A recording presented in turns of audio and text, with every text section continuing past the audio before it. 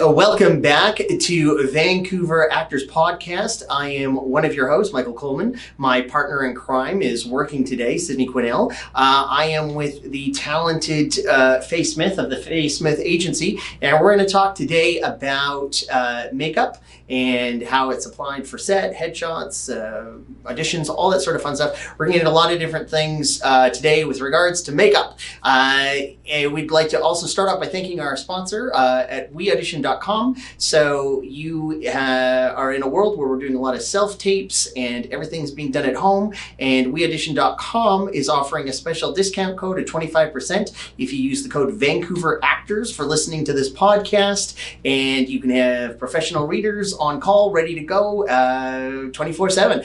You can also make a little bit of money if you want to apply to them and let them know you're available for a reader. So weaudition.com, we thank them for it, and we look forward to hearing your experiences. Faye Smith, how are you? I'm good. How are you? I'm really good, thanks. So we're, we work in an industry that has a cosmetic component to it, and then you coincidentally work in cosmetics. So why don't you tell us a little bit about how you got to where you are? Yeah, so honestly and truly, I'm from England, hence the accent. And when I was 18, I had no idea what to do with life, like much 18-year-olds. Yeah. I took a couple of courses at college while I worked in a restaurant to do the smart thing and save money. Sure. I took makeup, I took photography, and my makeup teacher started to hire me to work on opera sets. Which was really cool to see that type of production. Yeah. I thought about the idea of getting into theatre or movies, which is what led me to further education in makeup, which is what led me to moving to Canada. Oh, brilliant. Yes. Yeah, all big part of the Commonwealth. We love it. It's fantastic. Fantastic. So you're here. Tell us a little bit about the agency. Tell us about what you do. Yeah, so when I was in school, I went to Blanche McDonald here in Vancouver about 13 years ago now. Okay. And I basically picked up a lady in a bar. As you do. Who was my first client doing a wedding for her. We did her wedding hair and makeup. Ah, brilliant. And the booking was so big that I knew I couldn't do it by myself. So I decided to hire some of my classmates to help me, which was what began Faye Smith Agency. I realized that, rather than turning down customers and turning away work, which we all work so hard to attract, I could actually provide work for other stylists. And through time, we've just kind of built our reputation. We've worked with Burberry Runway, we do all the London Drugs commercials. We've worked with tons of actors, either on commercial type work or photo shoots for their headshots. And yeah, the agency is now all across Canada, and I think we have about over 80 stylists now. That's so crazy. That is so cute. Not bad for an 18-year-old who has no idea what to do with their life. No idea what they were doing. Yeah. And you know what? Here's, if nothing else today, what a great public announcement in terms of, this pandemic has had us all staying at home, and, it's a bit of a palate cleanser on how we work with each other.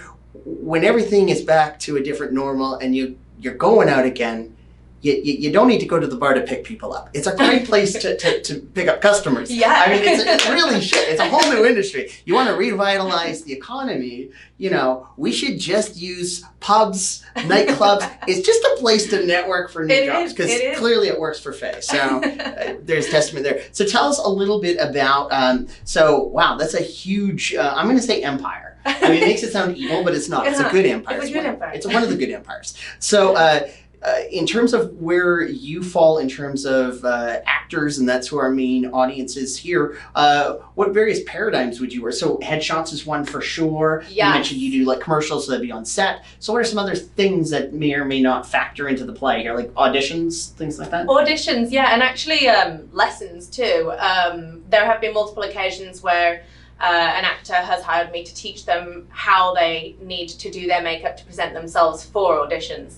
And I know auditions are done a lot on Zoom these days. Yeah. But you still need to know how to present yourself for that audition. For example, if it's a period role and you have no idea how to make yourself, look appealing for that role, I can also teach you how to do that too. I love it. I love it. So it's 2021 and we're all trying to figure out our new roles in the world. So I'm quite a bit older now. My generation, we just never did it. We never did makeup, but we gotta. You got it. It'd be mental not to. It'd be crazy. We have to do it. What are some advice? Can I get some do's or don'ts for the gentleman in terms of headshots? And you'd never go on set without getting makeup. So why would you have your number one marketing piece not have makeup? It just doesn't make any sense. Exactly. And you know what, guys are always kind of like, do I, don't I, when it comes to getting your makeup done for headshots. And I think a lot of that time is because of bad experiences. You would think that doing a men's makeup is very easy, but it's actually not. It has to be executed in a way that it looks invisible. And if it's not, it looks like a man is wearing makeup. Yeah. Which is not what they want to look like.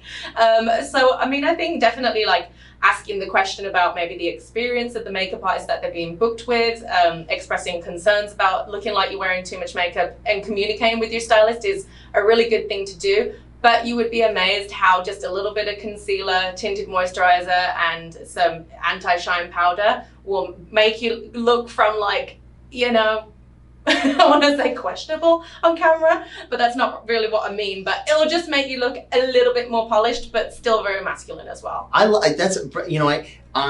understood 10% of the words that came out of your mouth, and that's such a great thing, though. And that's why we have experts who do stuff like this. Yeah, it's fantastic. So, on that note, so men should be looking at it definitely for the headshots. We definitely do it on set. And how about some do's and don'ts for the ladies? For the ladies, I always say for your headshots, definitely do get the hair and makeup done. And again, just being very expressive about what you want and you expect of your makeup is super important. I get some customers who want to look like they're wearing barely any makeup. Maybe they want to look younger in their photos. Maybe they're actually in their mid-20s, but they're going for 16-year-olds still. We would never do that. As actors, we would never do that. We're always trying to look older. Right? What do you think? You got to play to what you sell, what your look sells.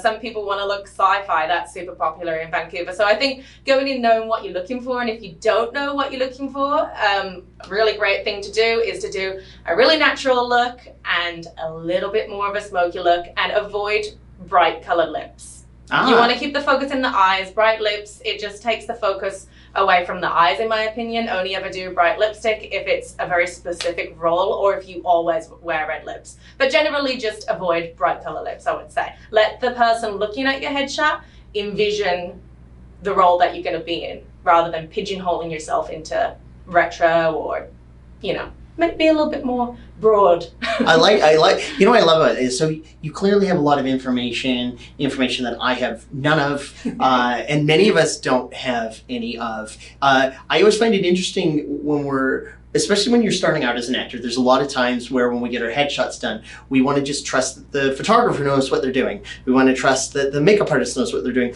But I think there's a real responsibility on us understanding what we want, the look we're looking for, the thing, whether it be our relationships with our agents, our makeup artists or photographers, any of the people, we need to understand what we want from them so we can work with them collaboratively. I can also only imagine, far be it for any actor to be narcissistic. It's really just not in our blood. But let's pretend for a second that we can really just focus on ourselves. So often when an actor will go in and get something done, I think there's such an obsession with how does this affect me? How does this look like me? Blah, blah, blah. And I get it. It's a big part of us. But I also imagine as a makeup artist, you want the work to reflect you as well. So there has to be dialogue or conversation. Because you don't want to have somebody walking around town saying, hey, she did my makeup and it looks ridiculous.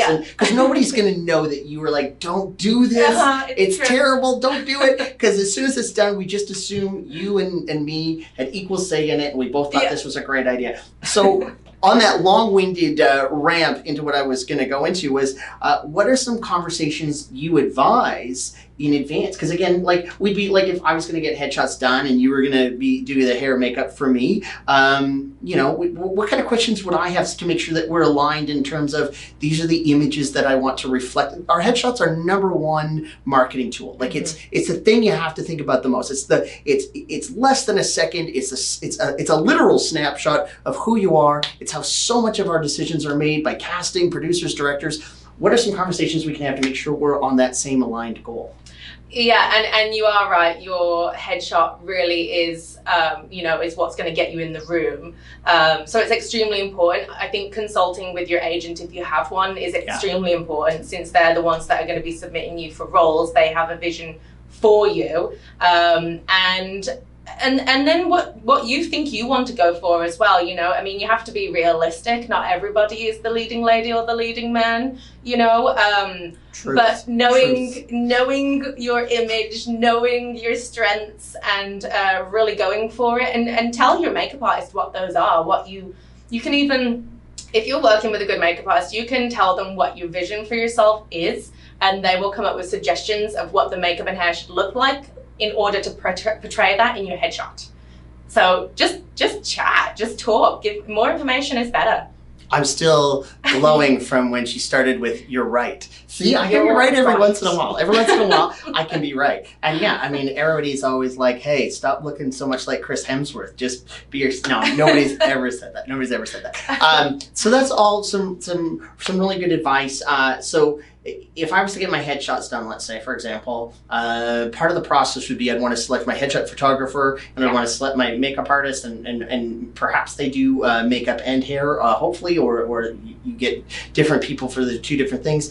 And do you want to list, is it common, would you say, for people to, like there are some headshot photographers that have relationships with certain makeup artists, but then there's also a lot of freelancing. So you can kind of pick and choose, yeah? Yeah, so headshot photographers do definitely tend to have their person or people that they like to work with in terms of hair and makeup artists. It's usually one person that does both.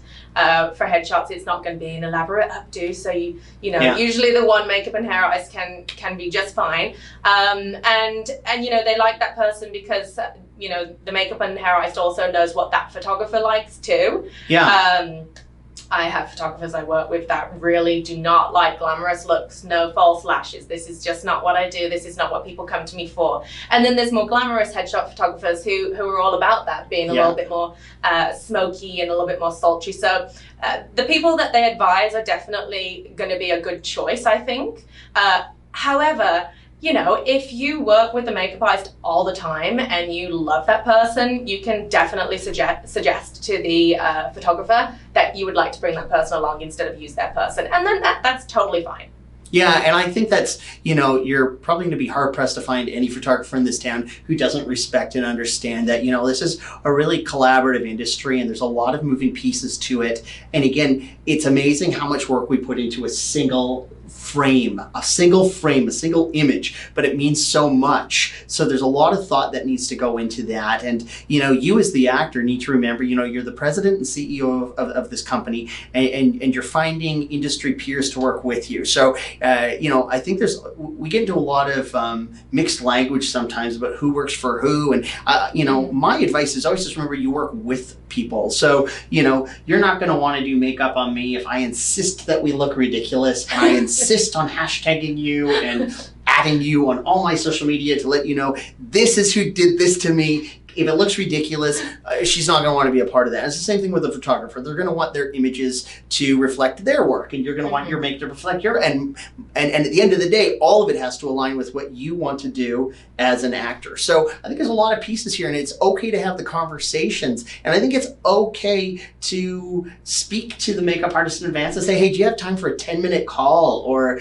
a coffee if it's not a global pandemic? Or there's a lot of different things that I think are worth everybody's time, because we're all working towards the same thing. Let's create a really cool set of images that properly reflect and endorse and are advocates for you and your career. And I think, if I'm a makeup artist or a headshot photographer, I'd way rather spend 10 or 15 minutes or a cup of coffee so that we don't waste an hour or two at the session trying to figure out, okay, where should we start? Does that make a lot of sense? Or? Yeah, definitely. And you know what? We are all here to make each other successful. Yeah. We want you, the actor, to be successful so that you keep coming for photo shoots with us and keep working with us, and we get to work with you on commercials and sets.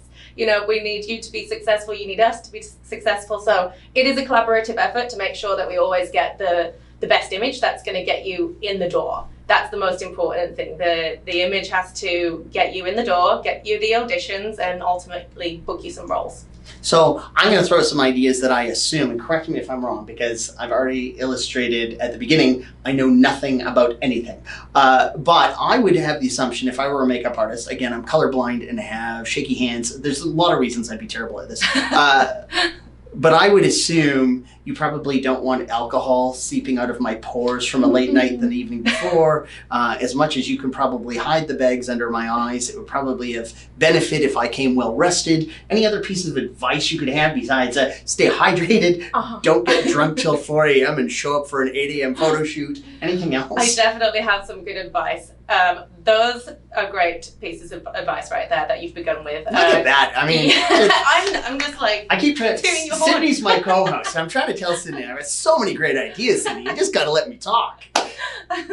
So we have actually had actors call in the morning and want to postpone their shoot because they decided to go out drinking the night before and they've woke up looking and feeling haggard. Super professional, guys. Please don't waste our time by doing that. Don't go drinking the night before. Get lots of rest.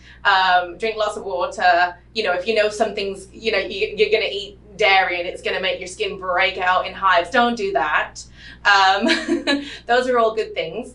I was also going to say something else too, but I can't even remember what it was right now. Would you like them to come with a clean face or preset? Or... Yeah, no, definitely come with a clean, hydrated face. If you exfoliate, that's a bonus. There was one thing that I really wanted to say, but I really can't remember it right now, so I'm going to have to skip on it. No, we're chat for a little. How about allergies? If they have any allergies that you probably let you know in advance. Definitely let your artist know if you have any allergies. All artists should ask you if you have any allergies in the beginning of your makeup application anyway. A common response is an allergy to cats. Not relevant, but always a good conversation starter, if you have any allergies, you really have some allergies, you can even bring along your own makeup with you. Your artist is not going to be insulted if you want to use your own makeup to avoid allergies. All good things to do. Now, I would also, a common thing is when we get our headshots done, because we all know what kind of weight there is on our headshots. Like, people look at a single image of us and they think they know everything. Oh, I know what kind of roles they play. I know what kind of person they are. I know what they'd eat for lunch. And it's like, you've seen a picture. Okay, fair enough. Rant over. When we get our headshots done, there's a lot of anxiety that sometimes happen, and we'll get like pimples or blemishes, and it's almost like I never get a blemish or a pimple until I get to the point where I'm getting a headshot, and then my pimple's like, hey, what you doing? And I'm like, hey, we haven't talked in a long time. Getting your headshots done? Yeah, get out of here. Hey, you mind if I stick around?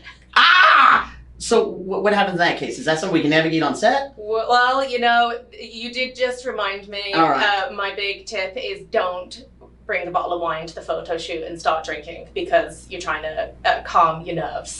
This is something that people think is a good idea sometimes, and it's a terrible idea. It's a terrible idea. You get all red and blotchy and your eyes get all like glazed over during the photo shoot. It's not a good idea. So just, deal with your stress and anxiety in a different way than alcohol. 100% do that. And if you get blemishes, you know what? Photoshop is your best friend because you just gotta remove it. I'll cover it up for you, and then we'll just remove it. And on that note, I think one thing we sometimes forget is that we often think alcohol makes us look better, but it generally makes us think other people look better. And this is really about you right now. So we're not. If we're going to take pictures of everybody else, you have a couple bottles of wine, and we'll take pictures of everybody else in the room. But it's not doing yourself any favors if you get a little bit tipsy or drunk and get all the skin doing weird things. Do you have any? Okay, so can people get a hold of you? If the accent alone, the empire, there's so many reasons that you would go this way. But where can people find you? Well, I am kind of all over the internet, but the easiest place to get in touch with me is, of course, on Instagram because my phone is attached to my hand, and so is Instagram. So it's at Faye Smith Makeup, Faye. That's my personal account. And if you're interested to look at our team's work, it's Faye Smith Agency. I named my business something simple that you would all remember. Super smart. But basically, if you type in Faye Smith, I put myself everywhere. Twitter, Facebook, Pinterest, She's everywhere. LinkedIn, Yeah, so YouTube. if you're getting your hair and makeup done, this is a great place to start. And yeah, and you know, one of the things that sometimes we feel as actors is it's not that we don't know the answers, we don't know the questions. So sometimes we get a little intimidated about who we can call, what's appropriate, what not. Faye's already let you know that her team is willing to take the first call, have a conversation. Let's not just do it, let's do it right. So if you're getting your headshots done, I highly recommend you give Faye a call and talk to her or the team, whomever you get a hold of, because it sounds like there's a cajillion of them now, and make sure you get the right headshots with all the right pieces together. It's your most important piece. So once again, going back to our auditions, we'll give another quick shout out to our sponsor, weaudition.com. Use the special code Vancouver Actors to get 25% off, so they can help you with all your self-taping needs. You have professional actors as readers on call. You can even make a little money if you let them know that you'd be interested in filling in one of their roles as a professional reader. That's it for today's podcast. We want to thank Faye. I mean, if this was a non-COVID world and we were in a studio, we'd applause. Lydia, put that in sound effects. Put in some applause. And then, yeah, we can't thank you enough. We've had a chance to work with her here at the studio.